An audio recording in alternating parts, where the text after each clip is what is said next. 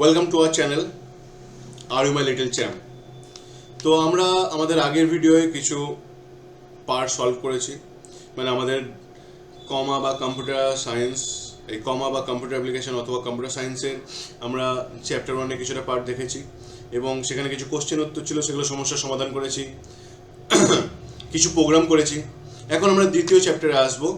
সেই দ্বিতীয় চ্যাপ্টারের বিষয়বস্তু হচ্ছে ডেটা টাইপ সমূহ। সো আমাদের ডেটা টাইপ বলতে কি বুঝি, ফার্স্ট আমাদের জানতে হবে হোয়াট ইজ ডেটা। ডেটা কি? ডেটা হচ্ছে র ফ্যাক্ট অ্যান্ড ফিগার, যার সাহায্যে আমরা কোনো কিছুকে কম্পিউটারের মধ্যে স্টোর করতে পারি। যেমন ধরুন, সাপোজ লিখলাম রিয়া রয় WBCHAC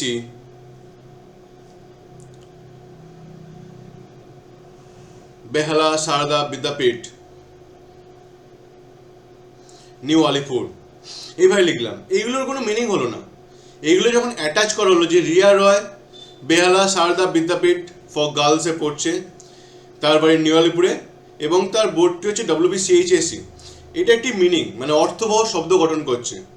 তো একে তখন বলা হচ্ছে ইনফরমেশন।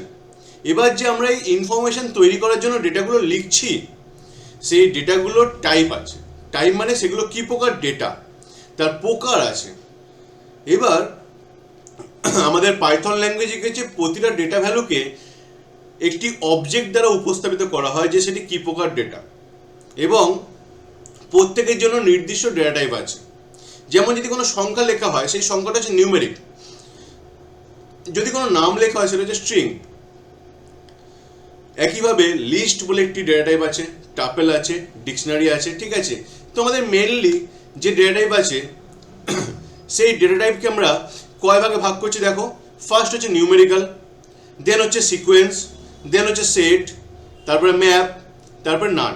তাহলে ডেটা টাইপ মোট 5 ভাগে ভাগ করা হলো: numerical data type, sequential data type, set data type, maps data type, none data type.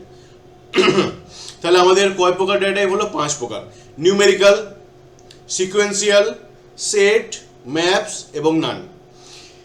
নিউমেরিক্যালের মধ্যে কি আসছে? নিউমেরিক্যাল একটা অনেক বড় কিছু অংশ, মানে যেখানে অনেক রকমের সংখ্যা উপস্থাপন করা হয়। সেই অনেক রকম সংখ্যা যখন উপস্থাপন করা হচ্ছে, সেখানে আমাদের নিশ্চয়ই অনেকভাবে সংখ্যা উপস্থাপন করা যাবে। তো সেখানে প্রথমেই পূর্ণ সংখ্যা আসছে। পূর্ণ সংখ্যা মানে যার মধ্যে কোনো দশমিক বা ভগ্নাংশের পার্ট নেই, তাকে পূর্ণ সংখ্যা বলা হচ্ছে। সেই পূর্ণ সংখ্যা উপস্থাপনের জন্য আমরা ব্যবহার করি ইন্টিজার। আর যদি কোনো দশমিক সংখ্যা উপস্থাপন করতে হয় যার মধ্যে ভগ্নাংশ আছে, তার জন্য ব্যবহার করা হয় ফ্লোটিং পয়েন্ট। আর যখন কোনো জটিল সংখ্যা যার মধ্যে বাস্তব সংখ্যা এবং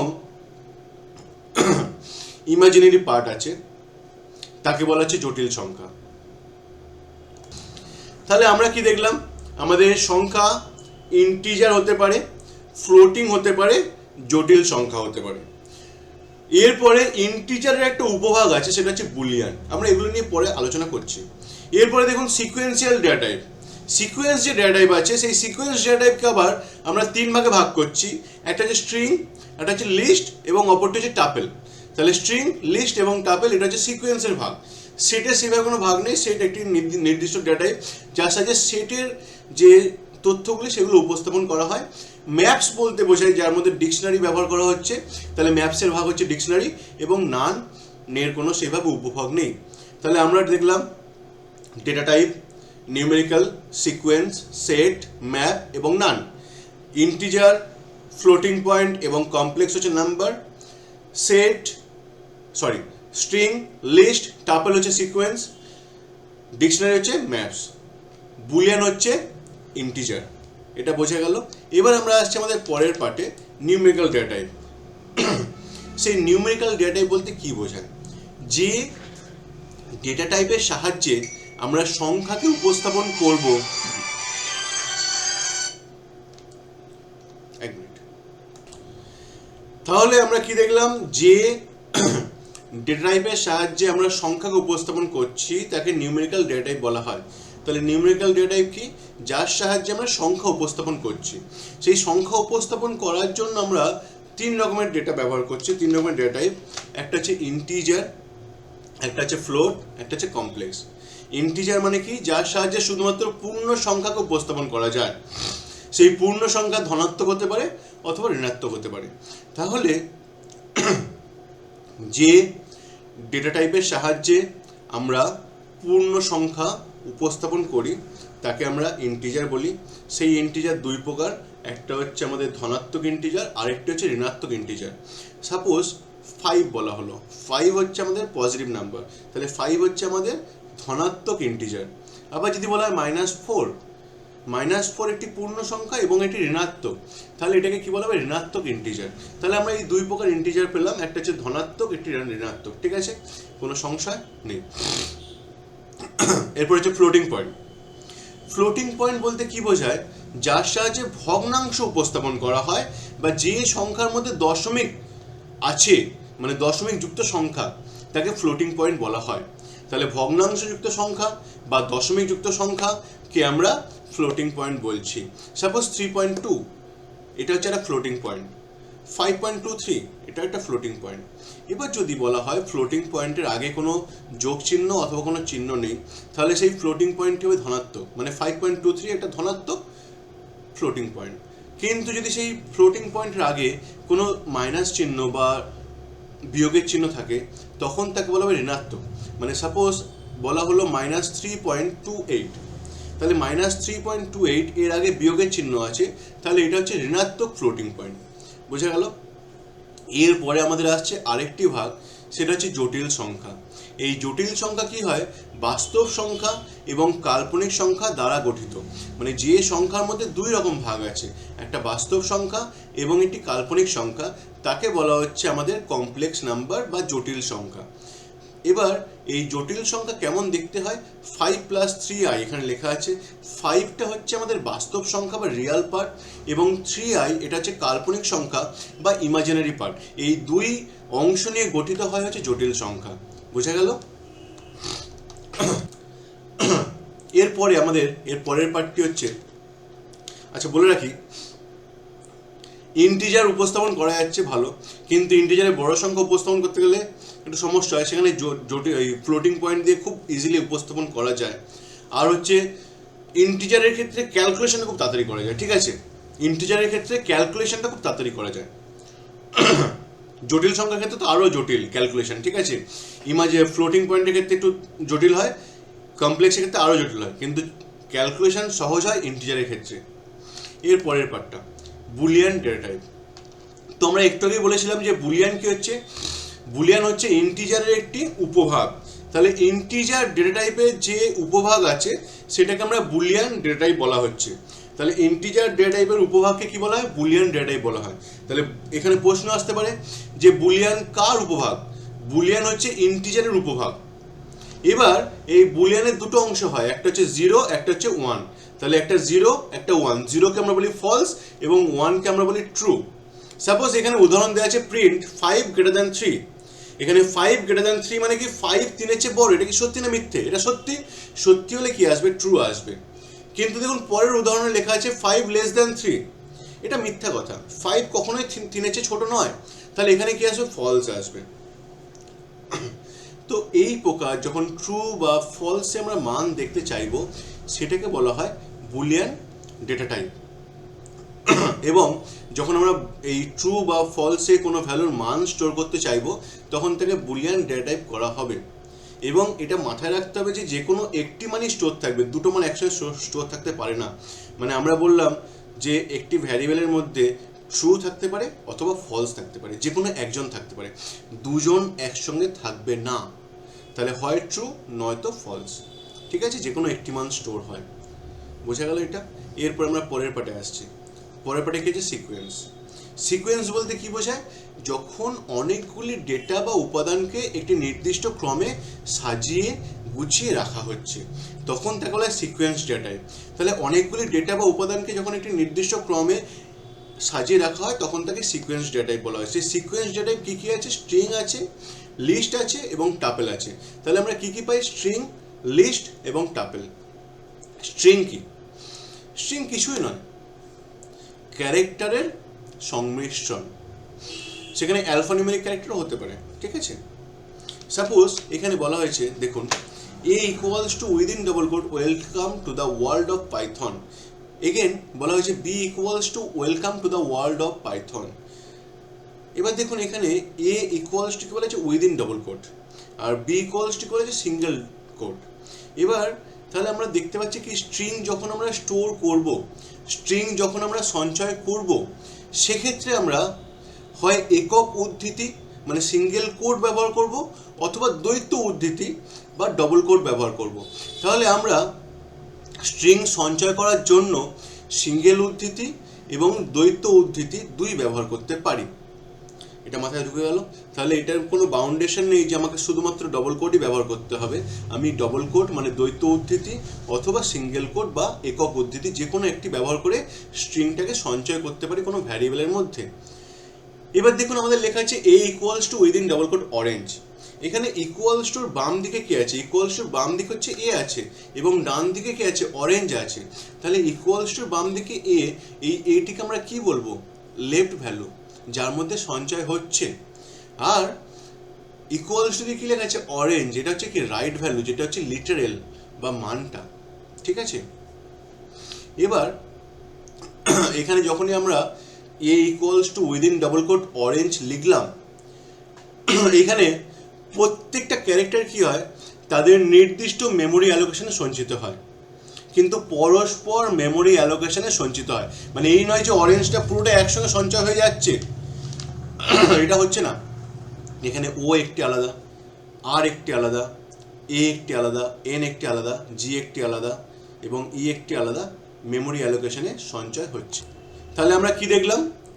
যখনই আমরা কোনো স্ট্রিং স্টোর করছি তার মধ্যেকার ক্যারেক্টারগুলোকে যে পৃথকভাবে পরস্পর মেমোরি অ্যালোকেশনে সঞ্চয় হচ্ছে। এবার দেখুন এখানে আমরা লিখেছি A equals to within double quote orange. তাকে দেখুন তার ডান দিকে এখানে দেখুন উপস্থাপন করা হয়েছে। এখানটায় কি লেখা হয়েছে দেখুন, এ একটা বক্সের মধ্যে আমরা লিখেছি ও আর এ এন জি ই। এবার এইখানে অরেঞ্জটা লেখা হলো কেন? কারণ যখন অরেঞ্জ লেখা হচ্ছে, সেই অরেঞ্জটাকে আমরা এ লিখলে তো অরেঞ্জটাকে পেয়ে যাচ্ছি। মানে যখন আমি এটাকে প্রিন্ট করব বা এটাকে কোনো পারপাসে ইউজ করব, তখন আমি অরেঞ্জ লেখাটা পেয়ে যাচ্ছি। কিন্তু অরেঞ্জের মধ্যেকার যখন কোনো ক্যারেক্টারকে আমি শো করতে চাইবো বা যখন কোনো ক্যারেক্টারকে আমি নিতে চাইবো, সেক্ষেত্রে কিন্তু এ লিখলে হবে না, তখন আমাদের ইন্ডেক্স লিখতে হবে, মানে সেটি কততম অবস্থানে অবস্থান করছে। এবার এই ইন্ডেক্স দুই প্রকার হয়, একটা হচ্ছে ফরওয়ার্ড ইন্ডেক্স আর একটি হচ্ছে ব্যাকওয়ার্ড ইন্ডেক্স। এবার মাথায় রাখতে হবে যে ফরওয়ার্ড ইন্ডেক্স সবসময় 0 থেকে শুরু হয়। ফরওয়ার্ড ইন্ডেক্স সবসময় 0 থেকে শুরু হয় এবং কত পর্যন্ত যাবে? তার যে লেন্থ আছে সেই লেন্থ -1। মানে এখানে অরেঞ্জে 6টা ক্যারেক্টার আছে, তাহলে 6 - 1 কত হয়? 5 হয়। তাহলে আমাদের কি দেখলাম যে ফরওয়ার্ড ইন্ডেক্সিং স্টার্ট হচ্ছে 0 থেকে এবং সেটি শেষ হয় কি লেন্থ -1, মানে 5 পর্যন্ত শেষ হচ্ছে। ঠিক আছে, এবার এই ফরওয়ার্ড ইন্ডেক্সিং ছাড়াও আরেক প্রকার ইন্ডেক্সিং আছে, সেটা হচ্ছে ব্যাকওয়ার্ড ইন্ডেক্সিং। ব্যাকওয়ার্ডের ক্ষেত্রে আবার একটু অন্যরকম, সেটা হচ্ছে লাস্ট থেকে শুরু হয়। মানে এখানে যে অরেঞ্জের ক্ষেত্রে আমরা দেখেছিলাম ফরওয়ার্ড ইন্ডেক্সিং, ওটা 0, আরটা 1, এটা 2, এনটা 3, জিটা 4 এবং এটা 5, সেইভাবে হবে না। ওখানে কি হবে? -1 থেকে স্টার্ট হবে এবং লেন্থ মানে -1 বলতে -1 থেকে শুরু হবে।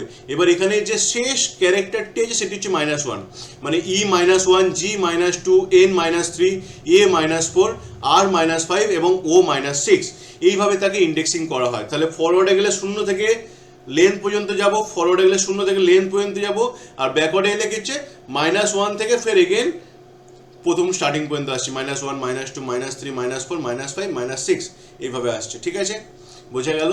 তাহলে ফরওয়ার্ড ইন্ডেক্সিং এবং ব্যাকওয়ার্ড ইন্ডেক্সিং এই দুই প্রকার ইন্ডেক্সিং আছে।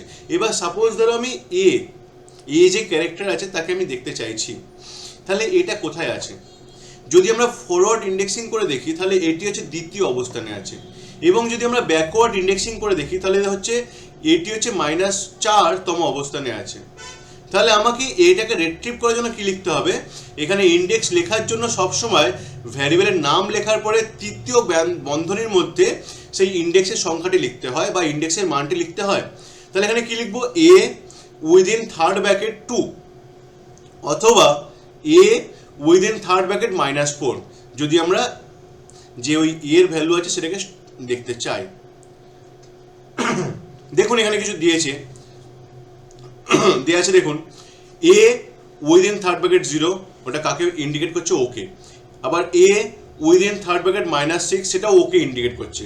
এ within bracket 1 within third bracket 1 সেটা আর কে ইন্ডিকেট করছে। এ উইদিন থার্ড ব্র্যাকেট -5 সেটাও আর কে ইন্ডিকেট করছে। এ উইদিন থার্ড ব্র্যাকেট 2 সেটা হচ্ছে এ কে ইন্ডিকেট করছে। এ উইদিন থার্ড ব্র্যাকেট -4 সেটিও এ কে ইন্ডিকেট করছে।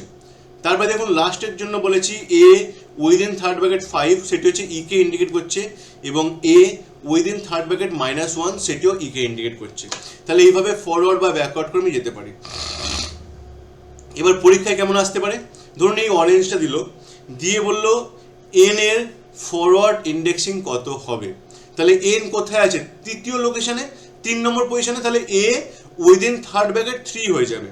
এবার যদি বলে যে এন এর ব্যাকওয়ার্ড ইন্ডেক্সিং কত হবে, তাহলে এন পিছন থেকে কোন দিকে আছে? -1 -2 -3, তাহলে তখন হয়ে যাবে এ উইদিন থার্ড ব্র্যাকেট -3। তাহলে এখানে মনে রাখতে হবে ভ্যারিয়েবলের নাম কিন্তু সবসময় লেখা হচ্ছে, ভ্যারিয়েবলের নাম লেখার পরে থার্ড ব্র্যাকেট দিয়ে আমরা তার ইন্ডেক্সটাকে লিখছি, এটা কখনোই ভুললে চলবে না। এরপরে স্ট্রিংয়ের কিছু বৈশিষ্ট্য আছে, যেমন স্ট্রিং হচ্ছে সর্বদাই অপরিবর্তনীয় মানে ইমিউটেবল। আমরা দুই রকম দেখতে পাই, একটা মিউটেবল একটা ইমিউটেবল, কিন্তু স্ট্রিং হচ্ছে সর্বদাই ইমিউটেবল, এটা মাথায় রাখবে। পরীক্ষা দেয় যে এদের মধ্যে কোনটি ইমিউটেবল, তো সেখানে স্ট্রিং থাকলে স্ট্রিং অলওয়েজ ইমিউটেবল, ঠিক আছে। প্লাস চিহ্ন দ্বারা কি করা হয়? প্লাস চিহ্ন দিয়ে তো আমরা যোগ করি, কিন্তু এখানে যোগ করা হয় না, এখানে যুক্ত করা হয়। তাহলে প্লাস চিহ্ন দিয়ে এখানে যুক্ত করা হচ্ছে, মানে ধরুন এ এর মধ্যে লেখা আছে রিয়া আর বি এর মধ্যে লেখা আছে দাস, আমি যদি লিখি এ প্লাস বি তাহলে আমার উত্তরটা হয়ে যাবে রিয়া দাস। সাপোজ লিখলাম C equals to A plus B, A এর মধ্যে ছিল রিয়া এবং বি এর মধ্যে ছিল দাস, তাহলে সি এর মধ্যে কে চলে আসবে? রিয়া প্লাস দাস, মানে রিয়া দাস চলে আসবে। তারপরে কি হচ্ছে? স্ট্রিং যখন প্রিন্ট করা হয় সেই প্রিন্টের সময় কি হয়? প্রতিলিপি তৈরি করে প্রিন্ট করে, মানে সে তার প্রতিলিপি তৈরি করে প্রিন্ট করে, ঠিক আছে। আমাদের গেল এটা স্ট্রিং এর পার্টটা। এরপরে সিকোয়েন্সিয়াল ডেটা টাইপের আরো দুটি পার্ট আছে, লিস্ট এবং টাপেল, আমরা সেখানে আসছি। তো এর পরের পার্টে চলে আসি, সেখানে লিস্ট এবং টাপেল আছে, আমরা সেটা নিয়ে আলোচনা করি। এবার দেখো কি হয়েছিল, স্ট্রিং এর মধ্যে আমরা ক্যারেক্টারের সেট স্টোর করেছিলাম।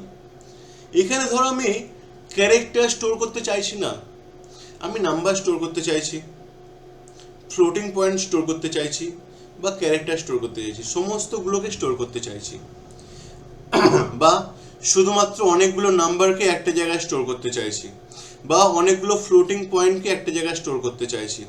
তো সেক্ষেত্রে আমাদের এই লিস্ট বা টাপেল ইউজ করা হবে। বা ধরো অনেকগুলি নামকে, আমি ধরো 5টা ফলের নাম স্টোর করব, সেক্ষেত্রেও কিন্তু লিস্ট বা টাপেল ইউজ করা হবে, ঠিক আছে। তাহলে এই লিস্ট বা টাপেলের সাহায্যে কি হচ্ছে, আমরা কম্পাউন্ড ডেটাকে স্টোর করতে পারছি। এবং এখানে বহুমুখী সিকোয়েন্স ব্যবহার করা হয়, মানে বহুমুখী সিকোয়েন্স ডেটা টাইপ, কারণ এখানে বিভিন্ন ধরনের ডেটা আমরা স্টোর করতে পারি। তাহলে বিভিন্ন ধরনের ডেটা স্টোর করা যায়, এর জন্য এটাকে বলা হচ্ছে বহুমুখী সিকোয়েন্স, ঠিক আছে। বিভিন্ন ধরনের ডেটা স্টোর করা যায়, শুধুমাত্র নাম্বার, শুধুমাত্র ইন্টিজার, শুধুমাত্র ফ্লোট এইভাবে নয়। আমি চাইলে ইন্টিজার, ফ্লোট, স্ট্রিং সব একসঙ্গে একটা লিস্টের মধ্যে স্টোর করতে পারি, ঠিক আছে। তো প্রথম থেকে আসি, এখানে কি বলছে, একাধিক ডেটা বা উপাদানকে একটি নির্দিষ্ট ক্রমে সাজিয়ে রাখতে আমরা সিকোয়েন্স ডেটায় ব্যবহার করা হয়, মানে একাধিক ডেটা বা উপাদানকে সাজিয়ে রাখবো ক্রমে, একটা ক্রমে, ঠিক আছে। এবার দেখুন লিস্ট কি বলছে, এটি পাইথনের সবচেয়ে বহুমুখী সিকোয়েন্স টাইপ, মানে সবচেয়ে বহুমুখী মানে এর মধ্যে আমরা multiple type of data store করতে পারছি, multiple type of data store করতে পারছি। এতে বিভিন্ন ধরনের ডেটা যেমন সংখ্যা, স্ট্রিং একত্রে রাখা যায়, মানে সবগুলো একসঙ্গে রাখতে পারছি। এটি হচ্ছে পরিবর্তনীয়, মানে পরিবর্তন করা যায়, মিউটেবল মানে পরিবর্তন করা যায়। যেমন একটা উদাহরণ দিয়েছে, A equals to within third bracket 2, within double quote A, 5.5। তাহলে এখানে 2টা হচ্ছে integer, within double quote A এটা হচ্ছে স্ট্রিং, আর 5.5 এটা হচ্ছে ফ্লোটিং নাম্বার। এই তিনটেকে একসঙ্গে এ এর মধ্যে স্টোর করা হলো। এবার এইখানেও ইন্ডেক্স ইউজ করা হয়, ওই ফরওয়ার্ড এবং ব্যাকওয়ার্ড। তাহলে 2 এর ইন্ডেক্স হচ্ছে 0, এ এর ইন্ডেক্স হবে 1, 5.5 এর ইন্ডেক্স হবে 2, আবার ব্যাকওয়ার্ড এলে -1, -2 এবং -3। এবার এখানেও তাহলে দেখুন ওই একই বলেছে, এখানে ইন্ডেক্স ব্যবহার করে ডেটা অ্যাক্সেস করা হয়। তাহলে 2কে যদি আমাকে নিতে হয় তাহলে কী হবে, এ উইদিন থার্ড ব্র্যাকেট 0 লিখবো, কারণ 0 এর ফরওয়ার্ড ইন্ডেক্সিং হচ্ছে 2 এর ফরওয়ার্ড ইন্ডেক্সিং হচ্ছে 0, তার জন্য এ উইদিন থার্ড ব্র্যাকেট 0 লেখা হবে, ঠিক আছে। এবার এইগুলো কি হচ্ছে, এইগুলো হচ্ছে যৌগিক মানে কম্পাউন্ড, মানে এই যে বহু রকম রাখা হচ্ছে এই জন্য কম্পাউন্ডও বলা হয়, ঠিক আছে। টাপেলও সেম অ্যাজ ইট ইজ লিস্টের মতন, কিন্তু একটাই ডিফারেন্ট, টাপেল হচ্ছে অপরিবর্তনীয় আর লিস্ট হচ্ছে পরিবর্তনীয়, ঠিক আছে। তাহলে টাপেল আর লিস্ট প্রায় সমান, কিন্তু লিস্ট হচ্ছে পরিবর্তন করা যায়, টাপেলকে হচ্ছে পরিবর্তন করা যায় না, টাপেল হচ্ছে অপরিবর্তনীয়। লিস্ট তৈরি করার জন্য থার্ড ব্র্যাকেট ইউজ করা হয়, মানে স্কোয়ার ব্র্যাকেট ইউজ করা হচ্ছে, কিন্তু টাপেল তৈরি করার জন্য প্রথম ব্র্যাকেট বা প্যারেন্থেসিস ইউজ করা হয়, মানে ফার্স্ট ব্র্যাকেট ইউজ করা হচ্ছে, ঠিক আছে। এবার দেখুন টাপেলে কি বলছে, এটিও পাইথনের বহুমুখী সিকোয়েন্স টাইপ, এতে বিভিন্ন ধরনের ডেটা যেমন সংখ্যা স্ট্রিং একত্রে রাখা যায় কিন্তু পরিবর্তন করা যায় না। This one is not mutable, this one is a immutable data type, তাহলে এটা পরিবর্তন করা যায় না। উদাহরণে দেখুন কি দিয়েছে, এ ইকুয়ালস টু ফার্স্ট ব্র্যাকেটের মধ্যে 2, উইদিন ডাবল কোট এ, 5.5। দেখুন তাহলে লিস্ট এবং টাপেলটাকে যখন লেখা হচ্ছে দুটোর মধ্যে ডিফারেন্স আসছে। লিস্ট লেখা হচ্ছে তৃতীয় বন্ধনীর সাহায্যে বা থার্ড ব্র্যাকেটের সাহায্যে বা স্কোয়ার ব্র্যাকেটের সাহায্যে, আর টাপেল লেখা হয় প্রথম ব্র্যাকেট বা প্যারেন্থেসিসের সাহায্যে, ঠিক আছে। মনে রাখবে লিস্ট মিউটেবল, টাপেল ইমিউটেবল, ঠিক আছে, আর কোনো ডিফারেন্স নেই। হ্যাঁ, আরেকটা ডিফারেন্স ওই থার্ড ব্র্যাকেট এবং প্রথম ব্র্যাকেট, ঠিক আছে, ফার্স্ট ব্র্যাকেট, এই দুটো ডিফারেন্স হয়। তাহলে এরও অ্যাড্রেস পাওয়া যায় ওইভাবে, ঠিক আছে, এরও ইন্ডেক্সিং ব্যবহার করে আমরা এর থেকে ডেটা রিট্রিভ করতে পারি। তারপরের ভাগে চলে আসি, নান। নান মানে নাথিং, কিছুই নয়, আমরা দেখে এসেছিলাম নান, তাই তো, মানে যার কোনো ভ্যালু নেই, যার কোনো মান নেই, সেখানে নান লেখা হয়। তো দেখুন কি বলছে, নান একটি বিশেষ কিওয়ার্ড যা কোনো ভ্যালু বা মানের অনুপস্থিতি নির্দেশ করে, মানে যখন কোনো ভ্যালু বা মান নেই সেখানে নান ইউজ করা হয়। নান একটা কিওয়ার্ড, পাইথনের নান কিওয়ার্ড এটি ডেটা টাইপ এবং নান টাইপ ক্লাসের একটি অবজেক্ট। তাহলে কি বলছে, পাইথনের নান যে কিওয়ার্ডটা আছে সেটা নিজে একটা ডেটা টাইপ, এবং সেটা কোথাকার অবজেক্ট, নান টাইপ ক্লাসের অবজেক্ট। তাহলে পাইথনের নান কি হচ্ছে, কিওয়ার্ড হওয়া সত্ত্বেও এটা একটা ডেটা টাইপ, এবং এটা কার অবজেক্ট, নান টাইপ ক্লাসের অবজেক্ট, ঠিক আছে। ভ্যারিয়েবলের নির্দিষ্ট কোনো ডেটা না থাকলে সেটি বোঝাতে নান ব্যবহার করা হয়। তাহলে যখন কোনো ভ্যারিয়েবলের কোনো মান নেই, কোনো নির্দিষ্ট কোনো ভ্যালু নেই, সেখানে নান লেখা হচ্ছে।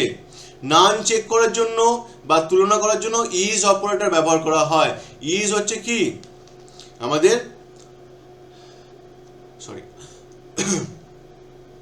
ইজ হচ্ছে আমাদের আইডেন্টিটি অপারেটর। তাহলে ইজ আমাদের কি, আইডেন্টিটি অপারেটর, ইজ আর ইজ নট এটা ব্যবহার করা হয়। তাহলে নান চেক করার জন্য বা তুলনা করার জন্য কি হচ্ছে, ইজ অপারেটর ব্যবহার করা হয়। তাহলে নান চেক করার জন্য কি হচ্ছে, নান চেক করার জন্য ইজ অপারেটর ব্যবহার করা হয়। নান মানে কিন্তু কখনোই শূন্য নয়, নান মানে নাথিং, কিন্তু শূন্য নয় বা খালি নয়, ঠিক আছে। এবার দেখুন এখানে কি লিখছে, x equals to NaN, print x করলে কি হচ্ছে আউটপুটে নান আসছে। আবার লেখা হচ্ছে if x is NaN then print x is NaN, else print x is not NaN. তাহলে এখানে ইজ দিয়ে কি করা হচ্ছে, এখানে আমাদের আইডেন্টিটি চেক করা হচ্ছে, is this one is a NaN or not NaN, ঠিক আছে। তাহলে এখানে ইজ দিয়ে কি হচ্ছে আইডেন্টিটি চেক করা হয়। আইডেন্টিটি অপারেটর আমাদের পরের যে চ্যাপ্টার আছে সেখানে আমরা গিয়ে দেখবো, এখানে আইডেন্টিটি অপারেটরের পার্টটা যখন পড়বো তখন দেখবো, ঠিক আছে। তো এখন বেশি কনফিউজ হওয়ার লাভ নেই, ইজ নট দুটো আইডেন্টিটি অপারেটর। তাহলে সেই আইডেন্টিটি অপারেটর দিয়ে চেক করা হয় বা তুলনা করা হয়, ঠিক আছে। তাহলে এখানে নানের জন্য এইটুখানি, এর বেশি আর কিছু নয়। আমরা এর পরের পার্টে চলে আসছি।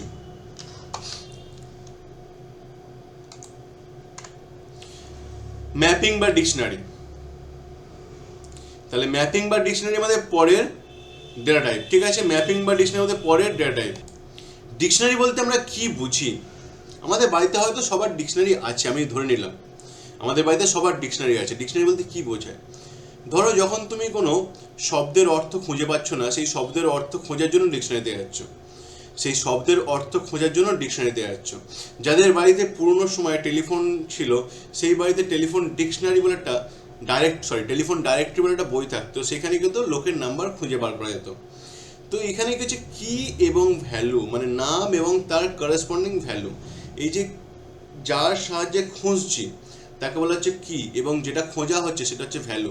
এই কি এবং ভ্যালু পেয়ারে আমরা এই ডিকশনারির মধ্যে ডেটা সঞ্চয় করি।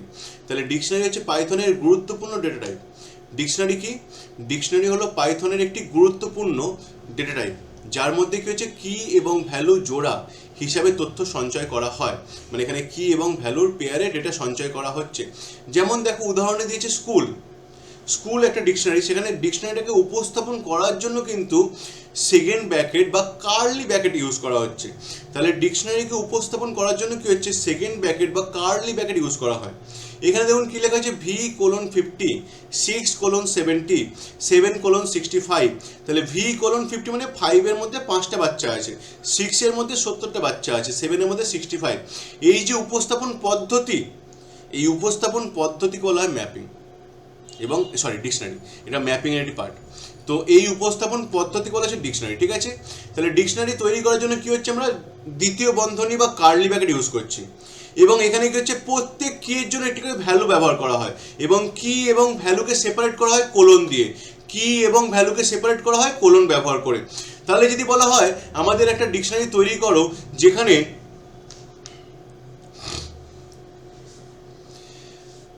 5 ক্লাস থেকে, ধরো সাপোজ আমাদের কোনো একটা রিলিফ ফান্ড তৈরি করা হয়েছে, সেই রিলিফ ফান্ডে বলা হলো 5 থেকে 500 টাকা কালেকশন হয়েছে, 6 থেকে 600 টাকা কালেকশন হয়েছে, 7 থেকে সাপোজ 650 টাকা কালেকশন হয়েছে।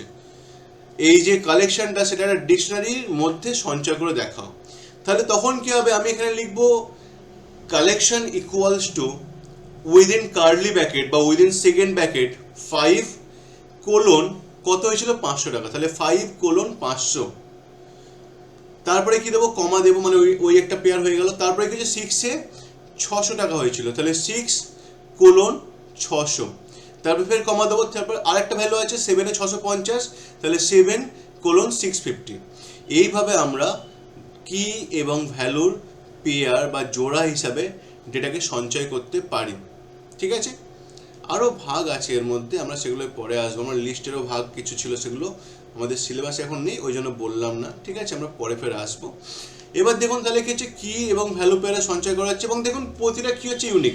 ভ্যালুগুলো এক হতে পারে, ধরুন 5-এ 500, 6-এ 500, 7-এ 500 হতেই পারে, কিন্তু এই যে 5, 6 এবং 7 এগুলো তো কি, এই কিগুলো কিন্তু কখনোই সমান হবে না, ভ্যালুগুলো সমান হতে পারে, কিগুলো হচ্ছে ইউনিক হবে, নাহলে রিট্রিভ করতে পারবো না, ভ্যালুটাকে ফেচ করতে পারবো না, ঠিক আছে।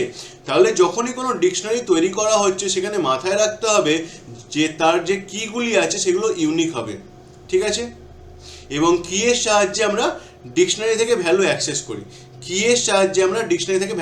করি, এবার ডিকশনারি কি বলছে দেখুন, ডিকশনারিকে ম্যাপ বা অ্যাসোসিয়েটিভ অ্যারে বলা হয়। তাহলে ডিকশনারিকে কি বলা হচ্ছে, ম্যাপ বা অ্যাসোসিয়েটিভ অ্যারে বলা হয়। তাহলে যদি প্রশ্ন আসে যে ম্যাপ বা অ্যাসোসিয়েটিভ অ্যারে বলতে আমরা কাকে বুঝি, তখন আমরা ডিকশনারি বলবো, লিস্ট বা টাপেল বলবো না। এবার দেখুন তারপর বলছে বিভিন্ন কি এর একই ভ্যালু থাকতে পারে, যেটা একটু আগে বললাম, এবং ভ্যালু পরিবর্তন, যোগ বা ডিলিট করা যায়, মানে মিউটেবল, এটাও মিউটেবল, এটা পরিবর্তন করা যাচ্ছে। তাহলে ভ্যালুর মধ্যে ভ্যালু পরিবর্তন করা যায়, যোগ করা যায়, বিয়োগ করা যায়, ডিলিট করা যায়, যা খুশি করা যায়। পাইথনের পুরনো ভার্সনে একটি আনঅর্ডার্ড ছিল, তবে পাইথন এটি আনঅর্ডার ছিল, তবে পাইথন 3.7 থেকে এটি আইটেম করার ক্রম বজায় রাখে। মানে আমাদের যে পুরনো ভার্সন ছিল সেখানে ডিকশনারি যখন স্টোর হতো সেখানে সেভাবে অর্ডার ওয়েতে হতো না, কিন্তু 3.7-এর পর থেকে কি হচ্ছে, এখানে অর্ডার ওয়েতে হচ্ছে, মানে অর্ডার মেনটেন করা হচ্ছে, ঠিক আছে। কারণ আমরা দেখেছি পাইথন প্রতিনিয়ত আপডেট হচ্ছে। যখন আমরা তার ওই যে কিওয়ার্ড দেখেছিলাম, সেই কিওয়ার্ডের ক্ষেত্রে দেখেছিলাম 33, 35, 36, তো এইগুলো সবসময় প্রতিনিয়ত আপডেশন হয়, ঠিক আছে। তো এখানে কি হচ্ছে, আগে আনঅর্ডার থাকতো, এখন হচ্ছে অর্ডার অনুযায়ী সঞ্চয় করা হচ্ছে।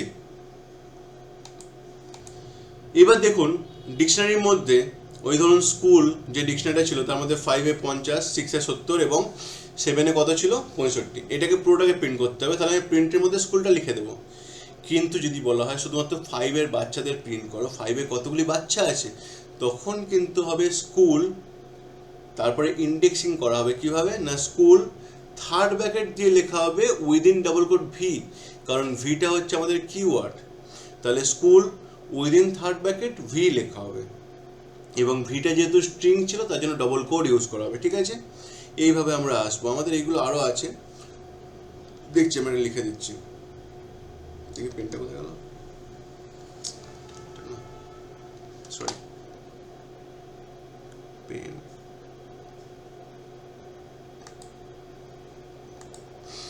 সাপোজ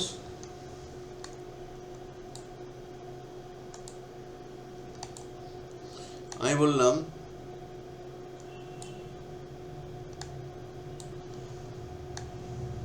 এ উইদিন থার্ড ব্র্যাকেট 1, এইভাবে ডিকশনারি ভ্যালুকে অ্যাক্সেস করা হয়। ঠিক আছে, বা এখানে স্কুল লেখা আছে, তাহলে এখানে কি লিখতে পারি,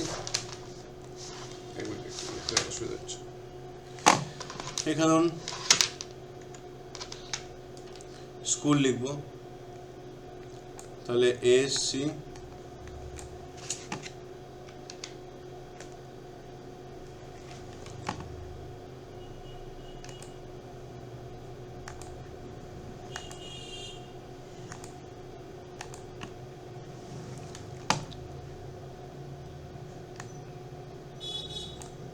মাউসটা কাজ করছে না, SC H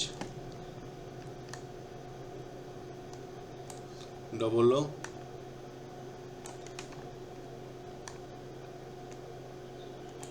এল স্কুল, তার মধ্যে কি চেয়েছিলাম 5K, তাহলে এখানে উইদিন ডবল কোট কি, এই উইদিন থার্ড ব্র্যাকেট কি লিখে দেবো, তার মধ্যে ডবল কোট আমরা ইউজ করব।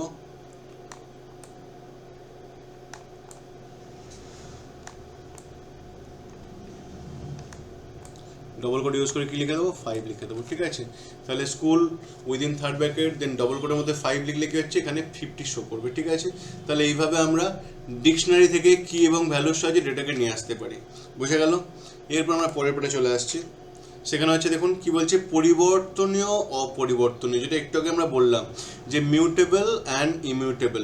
তাহলে পরিবর্তনীয় বলতে কি বোঝায়, যার ভ্যালুকে পরিবর্তন করা যায় তাকে মিউটেবল বলা হচ্ছে। তাহলে আমাদের যে সমস্ত ডেটা টাইপগুলির মান বা ভ্যালু পরিবর্তন করা যায় তাদেরকে মিউটেবল বলা হচ্ছে বা পরিবর্তনীয় বলা হচ্ছে। ঠিক আছে, এদের উদাহরণ কি আছে, লিস্ট আছে, ডিকশনারি আছে, সেট আছে, ইউজার ডিফাইন ক্লাস আছে। আর অপরিবর্তনীয় বলতে কি বোঝাচ্ছে, যার মান বা ভ্যালু একবার দেয়া হয়ে গেলে সেটাকে পুনরায় বা পরবর্তীকালে আর পরিবর্তন করা যাবে না, তাকে বলা হচ্ছে অপরিবর্তনীয়। তাহলে যে মানটি সঞ্চয় করার পরেও পরিবর্তন করা যায় তাকে বলা হচ্ছে পরিবর্তনীয় বা মিউটেবল, কিন্তু যে মানটি একবার স্টোর হয়ে যাওয়ার পরে আর পরিবর্তন করা যায় না তাকে বলা হচ্ছে ইমিউটেবল বা অপরিবর্তনীয়। পরিবর্তনীয় ডেটা টাইপের উদাহরণ কি আছে, পরিবর্তনীয় যে আছে বা মিউটেবল যে আছে সেগুলো কি কি, লিস্ট আছে, ডিকশনারি আছে, সেট আছে, ক্লাস আছে। আর ইমিউটেবল কি আছে, ইমিউটেবল মধ্যে ইন্টিজার আছে, ফ্লোট আছে, কমপ্লেক্স নাম্বার আছে, আর টাপেল আছে। ঠিক আছে, তাহলে আমাদের পরিবর্তনীয় দেখলাম এবং অপরিবর্তনীয় দেখলাম। ঠিক আছে, এগুলো একটু মনে রাখবে, এখান থেকে পরীক্ষায় অনেক কোশ্চেন দেয়, কারণ আমাদের দিয়ে দিল যে কোনটা পরিবর্তনীয় ডেটা টাইপ, সেখানে বললো মানে কোনটা মিউটেবল বা কোনটা পরিবর্তনীয়, সেখানে বললো ইন্ট, ফ্লোট, সেট, টাপেল। তাহলে আমরা তো গন্ডগোল করে ফেলবো, সেট মাথায় ঢুকবে না, তখন টাপেলকে ক্লিক করে আসবো, ইনকে ক্লিক করে আসবো। তো এই লিস্টটা মনে রাখলে কী হবে, আমাদের সুবিধা হবে, পরীক্ষায় যাই দিক আমরা ঠিক করে দেবো। ঠিক আছে, তো এই চ্যাপ্টারে এতটাই ছিল, এরপর আমাদের আর কিছু নেই। ঠিক আছে, তো আমাদের এখানেই সমাপ্ত চ্যাপ্টারটা, আমরা এতটা পর্যন্ত পড়লাম, এর পরের দিনে আমরা অন্য কোনো পার্ট পড়ব। তো এই চ্যাপ্টারের মধ্যে যদি কারো কোনো সমস্যা থাকে প্লিজ কমেন্ট করবে। তাহলে এই চ্যাপ্টারের মধ্যে কোনো সমস্যা থাকলে কমেন্ট করবেন, এবং বুঝতে না পারলে অবশ্যই বলবেন। যদি আমার যারা স্টুডেন্ট আছে তাদের সমস্যা হলে তারা তো আমার কাছে এসে বলছে। ঠিক আছে, যদি আউটসাইডার কেউ থাকো তা যদি সমস্যা হয় বলবেন, স্পেশালি সেটা বোঝানোর ব্যবস্থা করে দেব। ঠিক আছে, কোনো অসুবিধা হবে না, যখন আমার ফ্রি সময় থাকবে সেই সময় আপনাকে বোঝানোর ব্যবস্থা করে দেবো। তো যদি কোনো সমস্যা থাকে যে টপিকের মধ্যে সেটা আমাকে বলবেন নির্দ্বিধায়। ঠিক আছে, আচ্ছা, এবার যদি ভিডিওটা ভালো লাগে তাহলে বন্ধুদের সঙ্গে শেয়ার করবে, ঠিক আছে? শেয়ার করবে সবার সঙ্গে, যারা তোমাদের বন্ধু আছে, যারা কম্পিউটার সায়েন্সে আছো, যারা কম্পিউটার অ্যাপ্লিকেশানে আছো, সবার সঙ্গে শেয়ার করো, ঠিক আছে? সাবস্ক্রাইব করো এবং যদি ভালো লাগে তাহলে লাইক করো, ঠিক আছে? কারণ লাইকটা না পেলে বোঝা যায় না যে ভালো লাগছে না ভালো লাগছে না, ঠিক আছে? তো অনেকেই দেখছে, অনেক স্টুডেন্ট বলছে, ঠিক আছে? তো সেখানে সবার সঙ্গে শেয়ার করে দিও। যদি মনে হয় যে সাবস্ক্রাইব করো তাহলে সাবস্ক্রাইব করো এবং ভালো লাগলে লাইক করো, এবং না ভালো লাগলে কোথায় কি সমস্যা হয়েছে সেটা বলো, তার ফলে কিছু আরও ডেভেলপ করা যাবে ভিডিওটাকে, ঠিক আছে? তো আজকের জন্য এতটাই। সবাইকে থ্যাংক ইউ দেখার জন্য। সবাই ভালো থেকো, সুস্থ থেকো, ঠিক আছে? ধন্যবাদ, রাখলাম, হ্যাঁ, টাটা, বাই।